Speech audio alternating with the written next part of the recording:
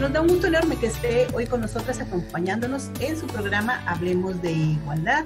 Agradecemos en la producción Socorro Alonso, Gaby Saldaña, en los controles está Hilda Magallanes y en la voz le saluda Sonia Borjas para hoy hablar del proceso electoral, de las elecciones y las mujeres. ¿Cuál es el papel que a lo largo de la historia ellas han tomado en estos procesos, pero también cuál es el papel que van a tener hoy en este proceso que es atípico, pero también es histórico, porque por primera vez se está reflejando la paridad en las candidaturas. Aparte, pues estamos en medio de una contingencia sanitaria que también ha hecho que este proceso pues se esté pensando en diferentes términos, y para eso pues bueno tenemos al consejero presidente de la Comisión Estatal Electoral, pero para hablar del tema también más ampliamente de la participación de las mujeres tenemos a la doctora Madelena Ramos, con quien vamos a hablar también más adelante. Le recuerdo que hay teléfonos disponibles para si usted requiere atención jurídica, psicológica y de trabajo social, los marque y un equipo de profesionales le atenderá según sus necesidades. Los teléfonos son 811-300-5391, también el 811-300-4875, el 811-350-06, 811-783-8350 y 811-784-5253. También recuerde que están los correos electrónicos o también las redes sociales para atenderle. Y bueno, ya entrando al tema del que hoy vamos a hablar, en donde tenemos que tener muy en claro que nuestra elección cuenta. Déjeme decirle que el 17 de octubre de 1953 se publicó el decreto en el periódico oficial de la Federación para que las mujeres pudieran votar y ser votadas, es decir, que pudieran ser candidatas a un puesto de elección popular. Pero fue hasta el 3 de julio de 1955 cuando por primera vez las mujeres en México pudieron emitir su voto, su sufragio. Esto para integrar la legislatura del Congreso de la Unión, es decir, la Cámara de Diputados. Hoy hablaremos de las elecciones, le digo, vamos a tener aquí las autoridades que están en el proceso de organización de las elecciones. Y será un tema en el que también usted tiene la palabra para que nos haga llegar sus dudas, sus comentarios, sus preguntas, y también, sobre todo, para precisar cosas en las que usted todavía dice, bueno, ¿cómo van a estar estas elecciones? ¿Puedo llevar mi pluma? ¿Puedo llevar mi plumón? ¿Me van a estar tomando la temperatura a la entrada de la casilla? ¿Puedo ir con más gente? ¿Tengo que ir solamente yo? ¿Cómo va a ser en el caso de las personas adultas mayores, etcétera? Entonces, para eso está este programa. Le invitamos a que se quede con nosotras. Iniciamos. Ya estamos en Hablemos de Igualdad. Te invitamos a unirte a nuestra conversación. Iniciamos.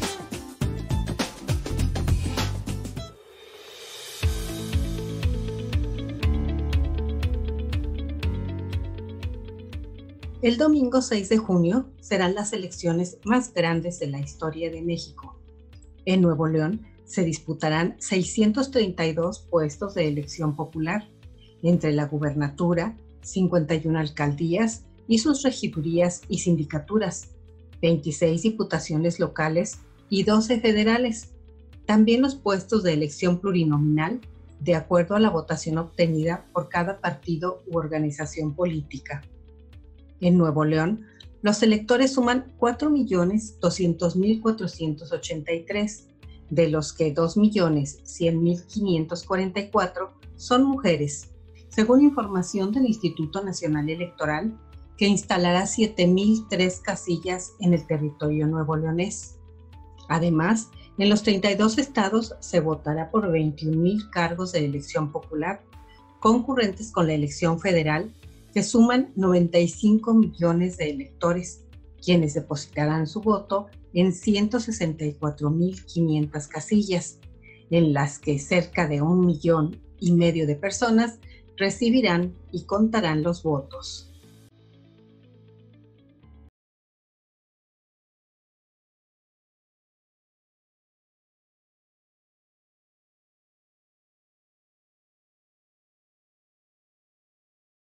Bueno, estamos hablando del tema electoral de las elecciones, que ya son la próxima semana. Entonces, hay mucho que decir de esto y por eso tenemos hoy aquí al doctor Mario Alberto Garza Castillo, que es el consejero presidente de la Comisión Estatal Electoral. Sentíamos que él tenía que estar aquí en este programa porque él es el que trae todo el panorama de cómo se está llevando a cabo, de cómo se llevará a cabo la elección. Le agradecemos mucho su tiempo y esta entrevista, doctor. Muchas gracias, maestra Sonia. Un agradecimiento por la invitación. Estoy en su entera disposición y agradezco mucho el interés que aportan al proceso electoral. Estoy aquí para responder todas sus inquietudes y sus dudas. Gracias. Doctor, pues es que es una elección histórica. Todas las elecciones son diferentes, pero para esta ocasión, en el 2021, la elección es histórica, primero porque, bueno, estamos en medio de un proceso de contingencia sanitaria todavía, y esto obviamente que vino a cambiar muchas cosas, doctor. Si nos pudiera platicar de manera concreta, ¿cuáles serían los principales cambios? ¿Todavía hay dudas de la población en el sentido de cómo se va a llevar a cabo todo el proceso? Si nos pudiera precisar, concretar cómo va a ser esta elección. Sí, pues es una elección muy, muy atípica. En primer lugar, porque es la elección más grande de toda la historia que se va a hacer en el México post-revolucionario. Es una elección que es convergente o simultánea en las 32 entidades del país, junto con una elección de diputados a nivel federal. Es la primera vez en la época revolucionaria que pasa esto, porque se homologaron los calendarios electorales. Entonces, pues ese 6 de junio va a haber una amplia movilización electoral. Eso esperamos, tanto de electores y funcionarios electorales que estarán trabajando a lo largo y ancho del país. Y como bien lo dices, pues esta gran movilización también se da en un contexto que no nos había tocado, que es una pandemia, que es una situación sanitaria que pudiese poner hasta cierto punto en riesgo la decisión de ir a votar en virtud de no querer estar contagiado. Sin embargo, pues hay cambios en estas elecciones en las medidas que se tomaron para efectos de atemperar en la medida de lo posible una posibilidad de contagio. Para eso hemos tomado decisiones, sobre todo el Instituto Nacional Electoral y la Comisión Estatal Electoral en este caso, para que la ciudadanía se sienta más segura. Y en ese sentido, pues se ha jugado con los espacios, es decir, los espacios, por ejemplo, de las casillas, los espacios donde serán los recuentos, los espacios donde serán los cómputos. Son espacios que guardarán justamente cierta distancia, que tendrá que tener cierto esparcimiento en términos de la configuración que se presente ahí de funcionarios, representantes de partidos. Se tendrá que respetar lo que nos indican las autoridades sanitarias. A la casilla, pues habrá que entrar obviamente con su propio cubrebocas, ¿sí? Podrán llevar su propio crayón o plumón, bolígrafo, lo que quieran. Andan circulando ahí unos videos que los bolígrafos que da el INE, que no sirven, son puras mentiras. Esos videos han circulado en todas las elecciones. Creo que hay que ser más responsables y ya estar conscientes de que México ha evolucionado hacia otro ámbito de consolidación democrática, pero que sí, aquí lo importante es sí que si tienes una cierta sensación de inseguridad por tomar el bolígrafo que te dan a disposición los funcionarios del INE, porque puede ser que haya tenido mucho contacto, pues llévate tú el tuyo y con él podrás votar. Eso creo que puede también hacernos sentir un poco más tranquilos. Se recomienda que no vayas acompañado a votar para que hacemos más tumulto, a menos que sea estrictamente necesario, en virtud o en función más bien de alguna discapacidad física que se pudiese tener. En la fila habrá que respetarse la sana distancia que está prescrita por las autoridades sanitarias.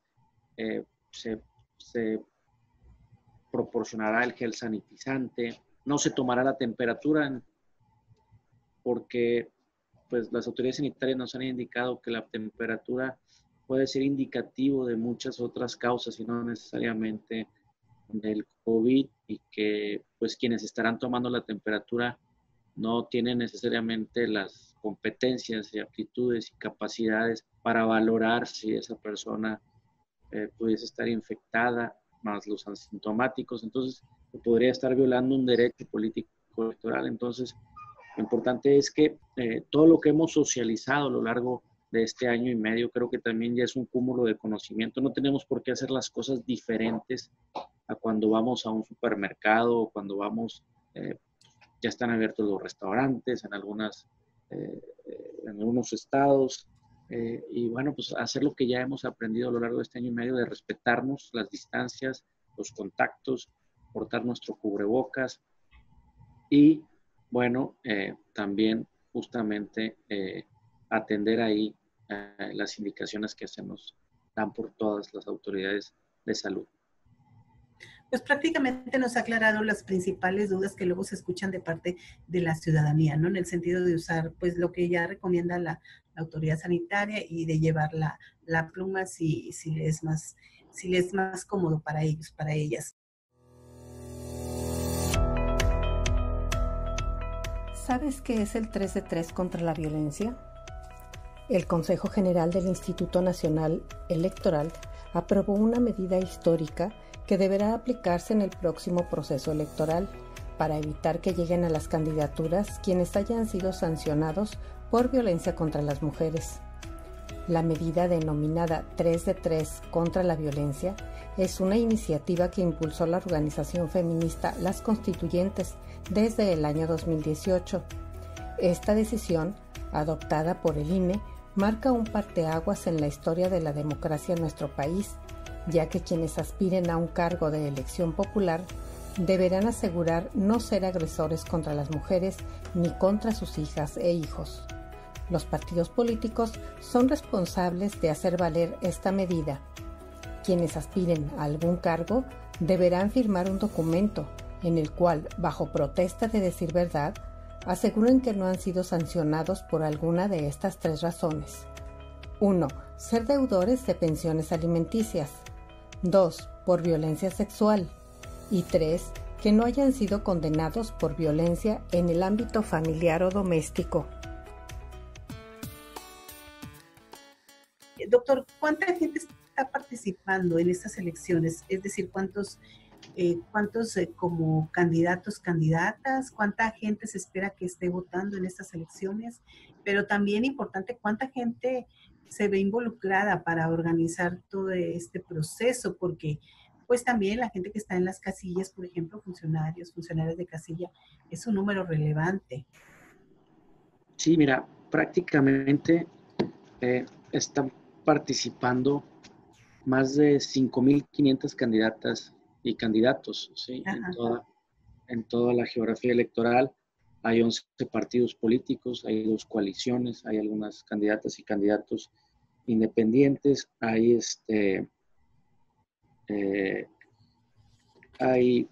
cerca de, entre funcionarios electorales municipales, porque hay 51 comisiones municipales, entre capacitadores, asistentes electorales, ¿sí? Que hay prácticamente 2.100 aproximadamente entre capacitadores y supervisores electorales. Entre los funcionarios de casilla que hay en las 7,000 casillas que habrá en todo el estado, hay más de 50,000 personas organizando la elección, ¿sí? Entonces, es un esfuerzo muy grande, es un ejército de personas que se está, no me voy a poner romántico diciendo que está arriesgando su vida para que tú puedas ejercer un derecho político, pero sí, hay más de 50,000 personas que están trabajando para que tú puedas determinar quién te gobierne, quién te represente, justamente quién tome las decisiones importantes y trascendentales en el desarrollo de nuestra vida política, económica, social, educativa, laboral, en fin, todo lo que hacen quienes acceden a los puestos de representación. Entonces yo apelo o exhorto de la manera más republicana y respetuosa a la ciudadanía a que vaya a votar, que vale la pena. Las elecciones además son muy caras, ¿sí? Y todo este esfuerzo y todo este dinero se debe repercutir en la estabilidad política que traen los procesos electorales. Los procesos electorales son procesos que vienen a pacificar la vida social y política de un estado, de un país, y cuando hay paz, ¿sí?, en los procesos de sucesión política, hay mucho más desarrollo económico, hay mucho más desarrollo social, ¿sí? Hay mucho más bienestar. Entonces, no subestimemos este proceso, sino al contrario, hagamos lo nuestro, es para nosotros, es una fiesta, ¿sí? Como decía Víctor Hugo, las elecciones dejaron atrás las revoluciones. Entonces, no le apostemos a las revoluciones, sino apostémosles a seguir viviendo en democracia, y cuando hay democracia, pues hay libertad. Doctor, ¿cuál ha sido el porcentaje promedio de participación en los procesos electorales en el Estado? Y si esto, según sus expectativas, estaría cambiando en estas elecciones. El porcentaje promedio ha sido, vamos a decirlo así, en función del 58-59%. Ha variado, o sea, varía. Estoy sacando una media de 1994 para acá.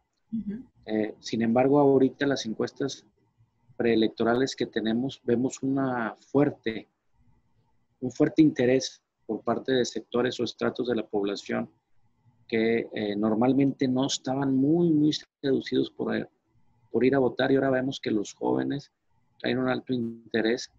Vemos que hay un interés del 70 al 72%. Entonces, pudiésemos estar en presencia el 6 de junio de una especie de amplificación participativa por parte de las y los ciudadanos de Nuevo León. Esperemos sobrepasar los 60 puntos porcentuales de participación electoral para que pues quienes lleguen con una fuerte legitimidad política y representativa a los puestos de elección. Ojalá que así sea. Doctor, y no podemos dejar de lado el tema de la paridad que se está aplicando en este proceso electoral y en el que ustedes establecieron reglas muy específicas precisamente para la inclusión de los diferentes grupos de la sociedad y, bueno, en particular de las mujeres. ¿Cómo ha visto usted el cumplimiento? Ha sido un proceso, pues, digamos, complejo. ¿Y cómo ha visto usted esta situación del cumplimiento de la paridad? Pues ha sido una gran evolución en el desarrollo político del Estado y de México. Básicamente, cuando hablamos de política, hablamos de regular el conflicto, es la función que tiene la política. Y en esa regulación del conflicto, pues hay que preguntarnos cuál es el rol que juega la mujer en dicha regulación del conflicto, ¿sí? Y en el sentido en que la mujer representa poco más del 50% de la configuración sociodemográfica de este país, pues es imprescindible que la mujer se integre políticamente a esos procesos de representación, a esos procesos de regulación del conflicto, y para ello se han desarrollado lineamientos donde, por poner un ejemplo, el 50% de las candidaturas en los ayuntamientos, en las diputaciones, pues tienen que ser forzosamente por disposición normativa de hombres y de mujeres. Es decir, tiene que haber una paridad irrestricta en el proceso de postulación de candidaturas, así como en el proceso de postulación también de manera transversal y horizontal en los 51 municipios del estado de Nuevo León. Creo que es un gran avance porque pues, ahí se viene equilibrando el proceso de toma de decisiones, no solamente desde la perspectiva de los hombres o a veces machista, como se había tenido a lo largo del desarrollo de nuestra historia, sino que ahora afortunadamente contamos justamente con la racionalidad y la sensibilidad de las mujeres que representan, como decía yo, nada más y nada menos, justamente poco más del 50% en nuestra lista nominal y nuestro padrón electoral. Yo le hablaba de la complejidad del proceso también, doctor, porque no ha sido un proceso sencillo, sobre todo porque sigue habiendo resistencias para el cumplimiento de la paridad, ¿no? ¿Cuál es su opinión respecto al papel de los partidos, respecto a la posición, al papel que jugaron los partidos políticos en este proceso? De hecho, en relación a esas resistencias, hemos determinado que los partidos tienen que cumplir justamente con la manifestación de 3 de 3 contra la violencia. Es decir, es imprescindible tomar las medidas necesarias para atemperar y erradicar totalmente este incremento de la violencia que se da paradójicamente a mayor incremento de integración política de las mujeres, parece que se exacerban un poco las pasiones y hay un poco o un mucho más incidentes de violencia política contra las mujeres. Y eso lo tenemos que ir regulando en la perspectiva de la función de las autoridades electorales, pero también los partidos políticos como instituciones de interés público, como lo dice el artículo 41 de la Constitución, pues deben de hacer suyos e interiorizar estos principios constitucionales que están por encima justamente de cualquier determinación institucional o personal de algún líder de partido. Creo que aquí estoy totalmente consciente, se han activado los protocolos necesarios para poder estar coordinadas las autoridades electorales.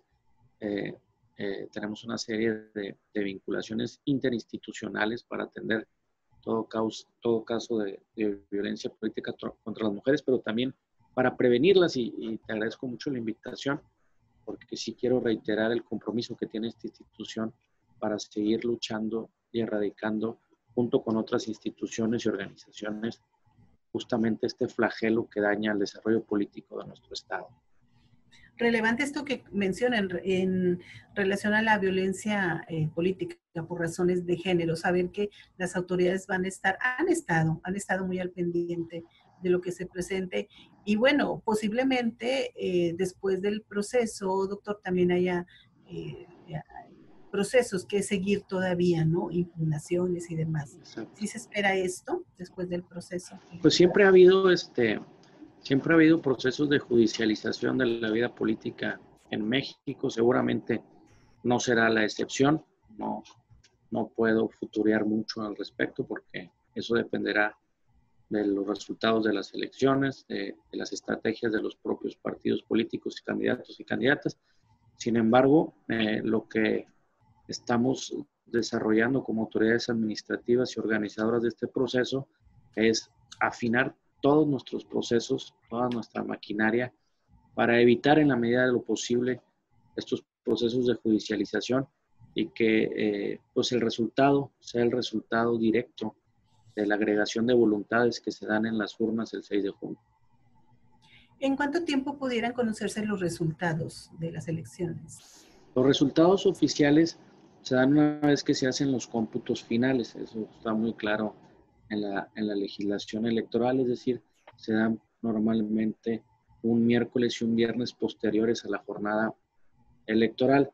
Sin embargo, contamos con dispositivos, instrumentos estadísticos, que es los resultados electorales de carácter preliminar, ¿sí? Los famosos PREPs, aquí se llama CIPRE en Nuevo León, que es un sistema que da una información no oficial, pero sí preliminar de cómo van agregándose justamente los resultados de las urnas de las 7,000 casillas en el Estado. Y el Instituto Nacional Electoral va a aplicar lo que denomina otro instrumento que se denomina conteo rápido, que es justamente a través de una muestra representativa de las 7,000 casillas, que son alrededor de 800, 850, pudiese hacerse una estimación que tampoco es oficial en términos de resultado, sino es una estimación de los máximos y mínimos que pudiese tener un candidato o candidata.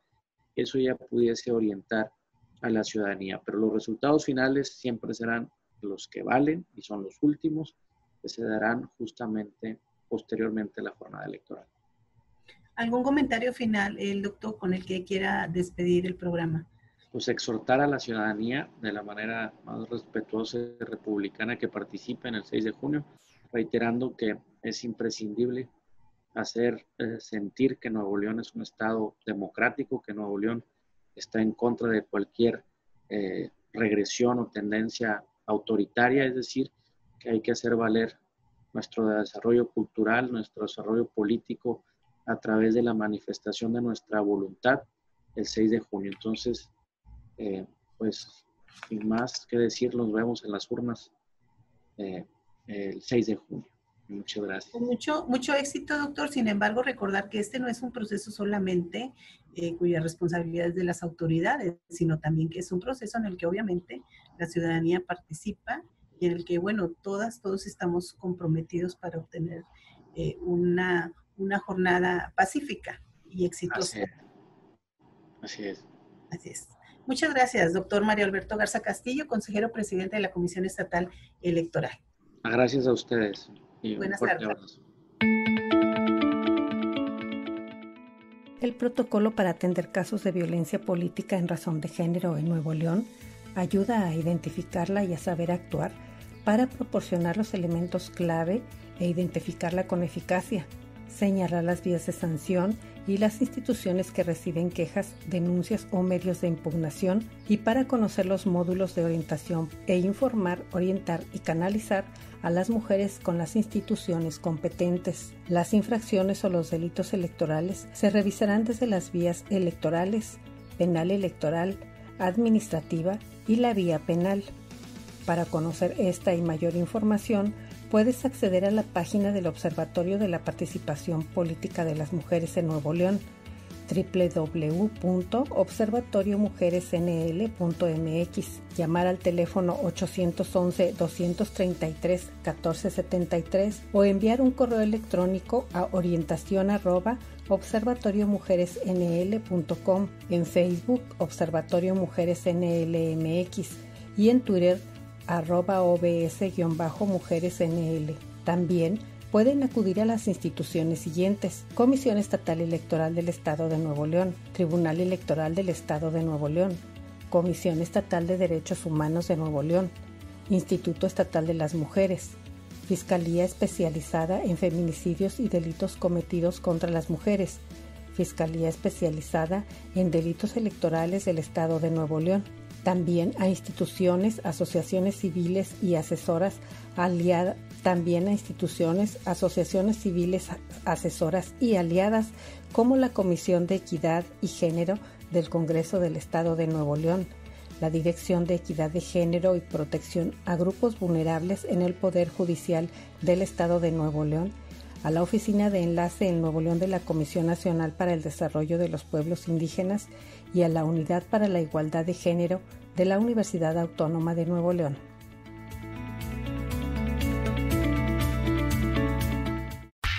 Hoy vamos a hablar de igualdad. ¡Te esperamos! Participa.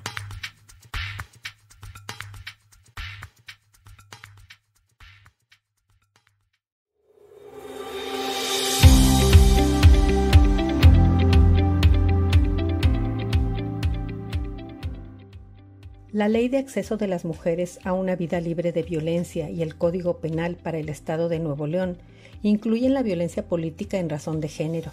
Pero, ¿qué es la violencia política en razón de género? Es toda acción u omisión, incluida la tolerancia, basada en elementos de género y ejercida dentro de la esfera pública o privada, que tenga por objeto o resultado limitar, anular o menoscabar el ejercicio efectivo de los derechos políticos y electorales de una o varias mujeres, el acceso al pleno ejercicio de las atribuciones inherentes a su cargo, labor o actividad, el libre desarrollo de la función pública, la toma de decisiones, la libertad de organización, así como el acceso y ejercicio a las prerrogativas tratándose de precandidaturas, candidaturas, funciones o cargos públicos del mismo tipo. En el decreto 136 se dispone que se comete este tipo de violencia cuando se dirijan a una mujer por su condición de mujer, le afecten desproporcionadamente o tengan un impacto diferenciado en ella. Puede manifestarse en cualquiera de los tipos de violencia reconocidos en esta ley y puede ser perpetrada por agentes estatales superiores jerárquicos, colegas de trabajo, dirigentes de partidos políticos, militantes, simpatizantes, precandidatas, precandidatos, candidatas o candidatos postulados por los partidos políticos o representantes de los mismos, medios de comunicación y sus integrantes, por un particular o por un grupo de personas particulares.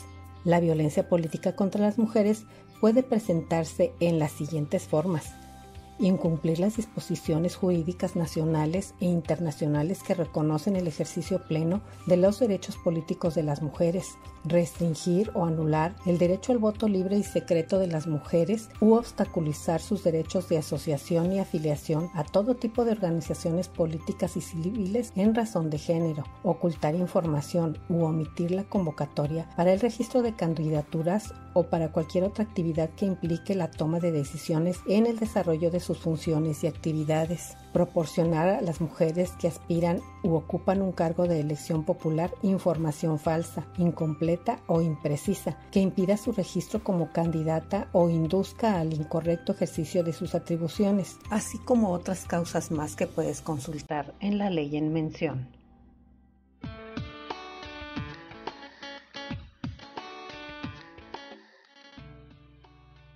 Nos da mucho gusto presentar en este espacio que hoy nos esté acompañando la doctora María Ramos Tovar. Ella es profesora investigadora de la Facultad de Trabajo Social y Desarrollo Humano de la Universidad Autónoma de Nuevo León, donde también coordina el doctorado en Política Social. Le agradecemos esta entrevista, doctora. ¿Cómo está? Buenas tardes.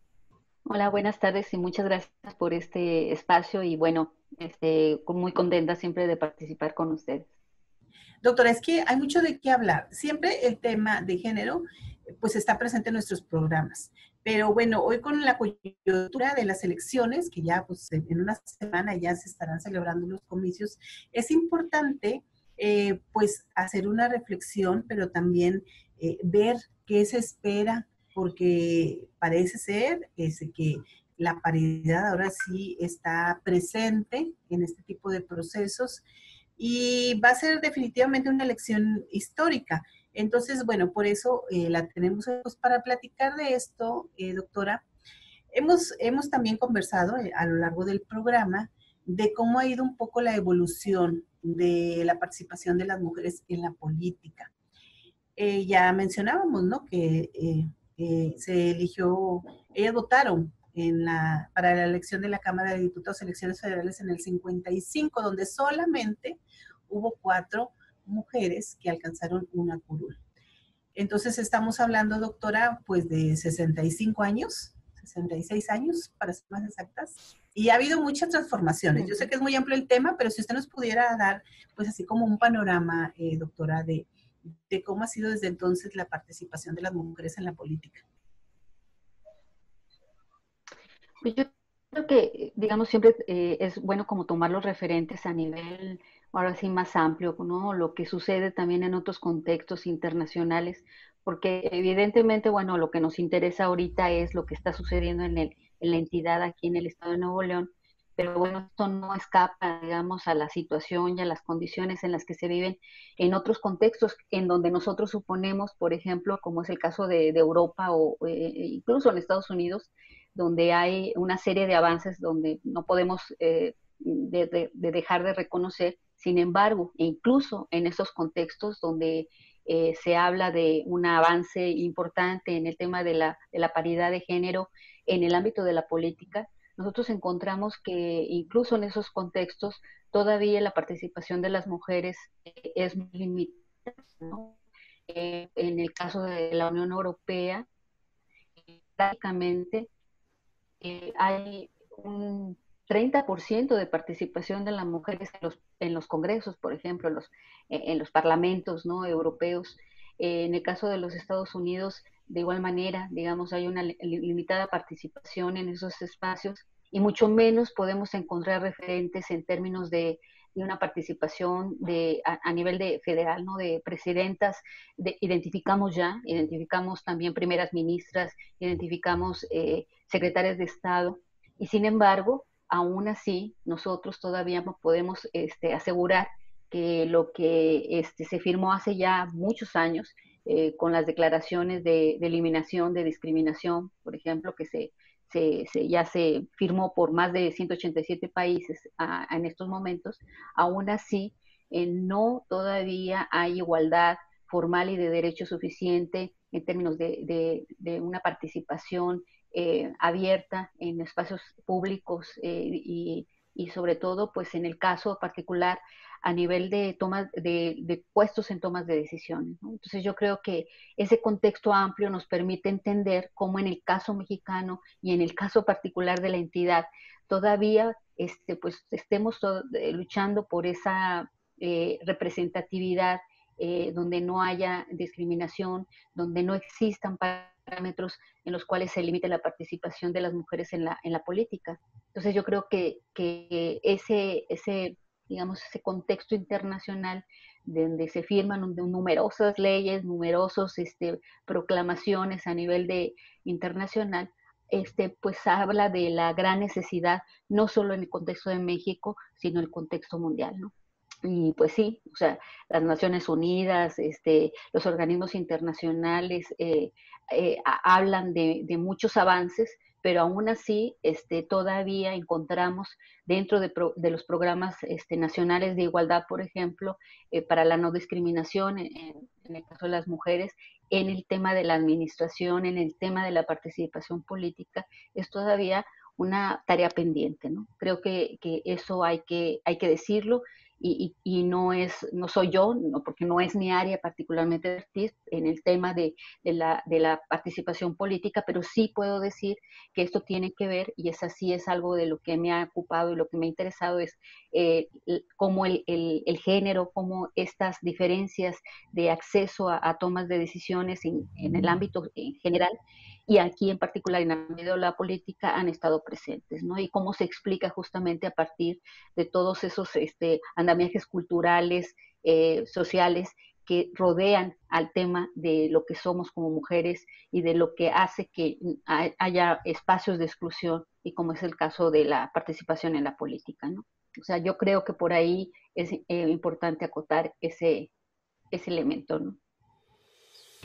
El 6 de junio, en Nuevo León, 1,658 mujeres buscan colocarse en un puesto de elección popular, un número nunca antes visto, y debido a la obligación de paridad en las candidaturas. Se registraron para participar 3 candidatas a la gubernatura, 156 a las alcaldías, 226 sindicaturas, 961 regidurías, 115 diputaciones locales de mayoría relativa y 11 de representación proporcional, así como 54 diputaciones federales de mayoría y 132 plurinominales. El municipio de Hidalgo tiene el mayor número de participantes con 11. 8 son mujeres y 3 son hombres. El 6 de junio, las casillas estarán abiertas de 8 de la mañana a 6 de la tarde. Es obligatorio el uso de cubrebocas, gel antibacterial y la sana distancia, mostrar la credencial del INE, recibir las boletas, y podrán llevar una pluma para votar y depositar las boletas en las urnas. Fíjese, doctora, uno pensaría que hay países, sobre todo pensando en los países europeos quizá, que llevan avances, que llevan la delantera en el caso de México. Pero bueno, por lo que usted nos está comentando, pareciera que todavía hay muchas resistencias. ¿Qué ha faltado, doctora? ¿Qué ha faltado para que este camino pueda ser un poco más ágil, más rápido su avance? Yo creo que justamente, digamos, teniendo como ese análisis de perspectiva de género, de poder entender cómo no solamente tiene que ver con una participación política, sino una participación en lo social, es a partir de esos elementos de orden más amplios, sociales, de cómo se van construyendo las desigualdades, y esta desigualdad que está presente en toda sociedad, que es la discriminación y la exclusión de las mujeres en general de la vida, ¿no? Entonces, lo vemos en el caso de familias, lo vemos en el caso de la participación laboral, lo vemos en el caso de la participación en la ciencia, porque, por ejemplo, esa es otra de las áreas que a mí también me ha tocado documentar, cómo hay una falta, ¿no?, de inclusión dentro de los propios sistemas de ciencia y tecnología, por ejemplo, de las mujeres en esos ámbitos, ¿no? Entonces, si nosotros entendemos que todas esas formas de exclusión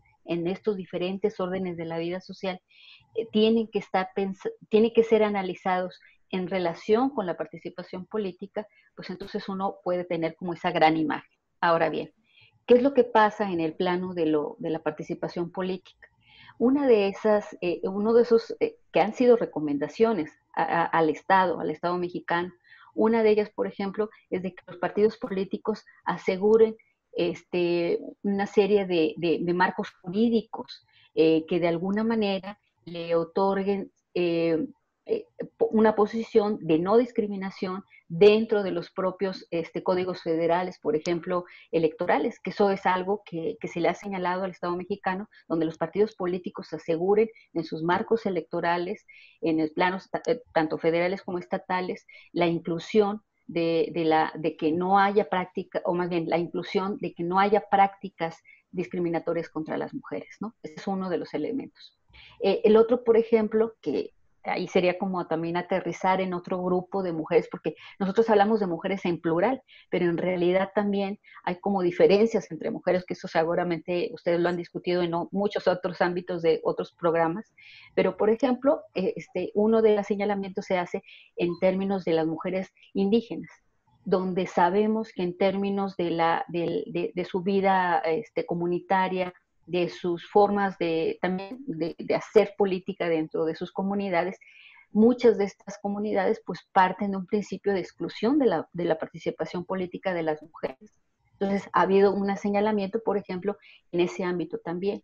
Y por otro lado, que también ha sido todo un debate, ¿no? De políticas afirmativas, donde de alguna manera los partidos políticos por lo menos cumplan la obligación que el 2% de los fondos públicos recaudados promocionen, por ejemplo, los liderazgos políticos de las mujeres.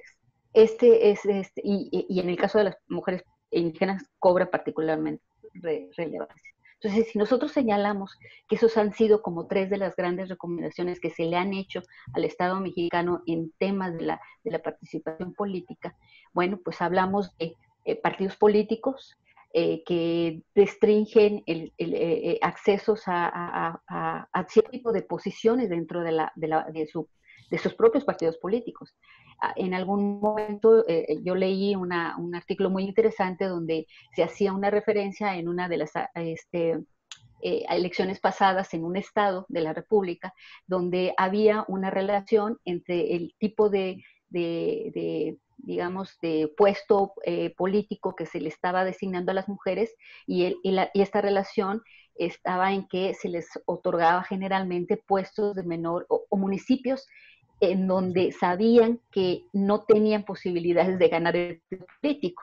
Entonces era como, primero, cumplir como una especie de cuota, pero con las sabiendas de que esas mujeres no iban a llegar al poder, porque no, ya tenían prácticamente definido que ese no era un municipio, por ejemplo, importante, y entonces lo iban a perder. Entonces, eso reveló en ese artículo que me llamó mucho la atención justamente en cómo se diseñan este tipo de estrategias dentro de los propios partidos políticos. Por el otro lado, la asignación de recursos, cuando si efectivamente hay una asignación de recursos, que el Estado mexicano monitoree, por ejemplo, que haya asignación específica como esto de desarrollar los liderazgos femeninos dentro de sus partidos, dentro de los partidos políticos, uno por lo menos poder asegurar que este tipo de iniciativas promuevan la participación de las mujeres dentro de los partidos políticos. Entonces, se fija, realmente trabajar dentro de los partidos políticos es una de las primeras tareas, ¿no? Y la otra, pues tiene que ver con la forma en la que nosotros participamos, no dentro de los partidos políticos, sino que en general la participación de las mujeres dentro de la vida política es una de las primeras tareas que hay que trabajar dentro de nuestra subjetividad, diría yo, porque de repente el hablar de que participar políticamente está relacionada con manejar liderazgos, manejar tomas de decisiones, esto a veces parece ser que choca con una idea prefijada de mujeres donde no tienen liderazgo, donde no tienen autoridad, y entonces esto como choca con esos imaginarios colectivos que creamos y que pensamos y que nos pensamos nosotras mismas como, no, a mí no me interesa la política porque yo no ando tras el poder, ¿no? Yo lo que quiero es ayudar, como si realmente esta también es otra cosa que tendríamos que trabajar, si realmente el poder, ¿no? La participación política y el ejercicio de la política es realmente lo que nosotros pensamos, que yo creo que no. O sea, estamos seguramente en ese entendido, ¿no? Pero bueno, esa es otra. tarea de discusión que habría que trabajar ahí desde la ciencia política, porque asemejamos una participación política con toma de un poder así, ¿no? Pero bien importante esto que menciona usted, doctora, el hecho de formar liderazgos, el hecho de impulsar, pues desde las niñas, ¿no?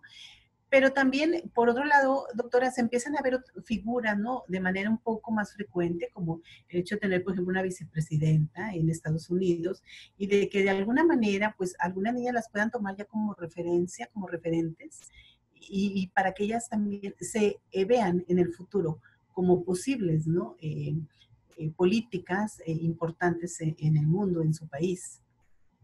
Así es, porque finalmente, bueno, yo aquí estaba particularmente haciendo énfasis sobre el tema de, por ejemplo, cómo se organizan, trabajan los partidos políticos, pero los otros que también son ámbitos de la vida pública, ¿no? Del espacio del ejercicio político, tiene que ver con eso, con, por ejemplo, formar parte del poder ejecutivo, del poder judicial. Tenemos juezas, ¿no? Juezas muy importantes que también son, bueno, en el caso ahorita que retomo el tema de los Estados Unidos, que se hablaba mucho en el periodo ya saliente de Trump, de la asignación de una juez que había sido particularmente importante para la defensa de una serie de derechos en los Estados Unidos para las mujeres.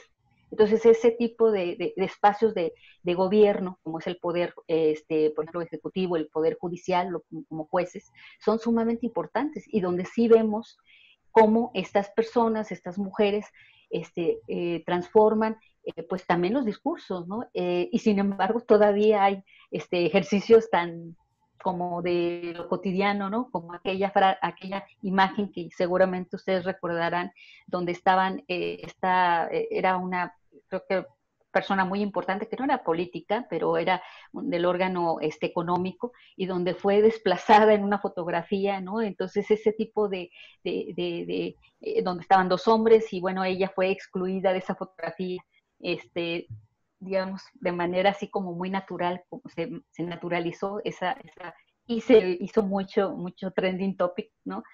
Porque decían, pues, ¿cómo no es posible que no hayan invitado a esta mujer? Bueno, este tipo de elementos de orden simbólico, ¿no? Como una fotografía, donde usted, como acaba de comentar, bueno, ya hay personas a las que de alguna manera identificamos en la vida pública, ¿no? Una mujer como una primer ministra alemana que ha sido así como muy importante, ¿no? En la vida en Europa, personajes también, aunque sean controvertidos, pero bueno, son históricos, como Margaret Thatcher, y de alguna manera aquí en México tenemos también personas o personajes que han hecho un aporte importante en la vida política, en la vida pública, como es el caso de Rosario Ibarra de Piedra, por ejemplo, que es una de las pioneras en el sentido de empezar una lucha, un movimiento social, pero en realidad es un referente de la participación política de mujeres que han hecho también presencia muy importante, ¿no? Y ahora, ¿no? Que tenemos en el contexto del Estado de Nuevo León, pues por lo menos en términos de número, ¿no? Configuraciones interesantes, ¿no? De cuántas personas están, por lo menos ya dispuestas o presentadas como posibles gobernadoras del Estado, cosa que incluso el sexenio pasado, justo hubo mucha controversia de estas figuras que se estaban tratando de lanzar para la gobernatura y que fueron desplazadas, ¿no? Entonces, yo creo que sí hay avances, o sea, sí hay de alguna manera ese tipo de oportunidades que están manifestadas con estas mujeres, con estos íconos que ya de alguna manera tenemos presentes en nuestros imaginarios, pero, y creo que esa es nuestra tarea, alertar justamente de que a pesar de todos esos avances en la participación política, necesitamos también insistir en que todo esto no está dado y que además ha sido el producto de una lucha de esas mujeres, ¿no? Entonces yo creo que eso es muy, muy importante. Y hablaba usted precisamente de las acciones afirmativas y tenemos pues ahí el hecho de las cuotas, por ejemplo, pero ahora también recientemente tenemos el tema de la paridad y finalmente pues eso sí ha traído un cambio importante, no solamente en el tema de género, sino también en la inclusión de grupos que generalmente están pues discriminado, ¿no? De este tipo de procesos. ¿Qué comentario le merece esto que estamos viendo en el tema de paridad? Yo creo que, vuelvo a insistir, o sea, creo que hay muchos claros oscuros, ¿no? O sea, sí podemos estar de acuerdo, por ejemplo, de que nosotros somos como mujeres, ¿no? Un universo importante a la hora de la votación, por ejemplo, ¿no? O sea, nosotros votamos y votamos de manera importante en los procesos electorales, ¿no? También, pues obviamente tenemos ya por ese producto histórico, ¿no? Es un ejercicio más o menos del derecho al votar, aunque vuelvo a insistir, con el caso de las indígenas uno podría como todavía pues poner ciertos asegúnes en esto, ¿no? Pero por lo menos en la teoría pues está el derecho al ejercicio del voto, ¿no? Pero en términos de la paridad, yo creo que ahí sí hay diferencias. Por ejemplo, ¿qué tipo de candidaturas estamos hablando?